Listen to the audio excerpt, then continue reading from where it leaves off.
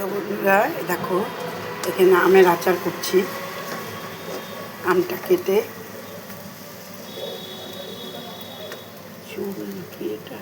আমটা কেটে তারপরে রোদে দিয়েছিলাম দুদিন রোদে দিয়েছিলাম। তারপরে রোদে দেওয়ার পরে কড়াইতে সরষের তেল দিয়েছি। সরষের তেল দিয়ে আমটা ভালো করে ভেজে নিয়েছি। তারপরে লঙ্কা, জিরা আর হলো পাঁচফোড়ন, মেথি, সর্ষে, তারপরে হলো মৌরি, সব কিছু একটা পেস্ট করে এটার মধ্যে দিয়েছি। এই জন্য একটা সেন্ট বেরাচ্ছে, আচার একটা সুন্দর মিষ্টি গন্ধ। আর এই যেটা একটুখানি, এখন তো রোদ নেই, আজকে রোদটা কম আছে, এখন একটু এইভাবে জাল দিয়ে নিচ্ছি। দেখো বন্ধুরা, তারপরে একটু আবার রোদে দেবো। এই যে ধোয়া উঠছে, মানে জলটা শুকিয়ে যাবে মোটামুটি, তাহলে খেতে সুন্দর হবে, থাকবে অনেক দিন। একটু ভিনেগারও দিয়েছি ঘরে রাখার জন্য, অনেক দিন যাতে নষ্ট ফাপনা না ধরে যায় সেই জন্য।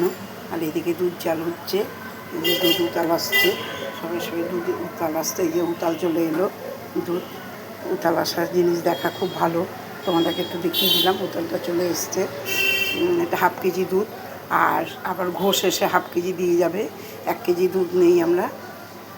যাই হোক, এই যে আচারটার জন্য আমি ভিডিও করেছি, এই যে আচার। আর এখানে ভাত হয়ে গেছে, যে ভাতের মাছ হয়ে গেছে। এখানে হলো এই যে মাছ আর ছোটো মাছ কিছুটা আছে। এটা আজকে ঝোল হবে, কারণ আমরা দুজন কর্তাগিন্নি দুজন। আমার বড় মাছ খেতে ভালো লাগে না, দুবেলা, একবেলা খাবো, ও দুবেলা দুটো খাবে, আর আমি এই ছোটো মাছ ওই বেলা খাবো। এই দিয়ে পটল আলু দিয়ে একটা ঝোল করে নেব।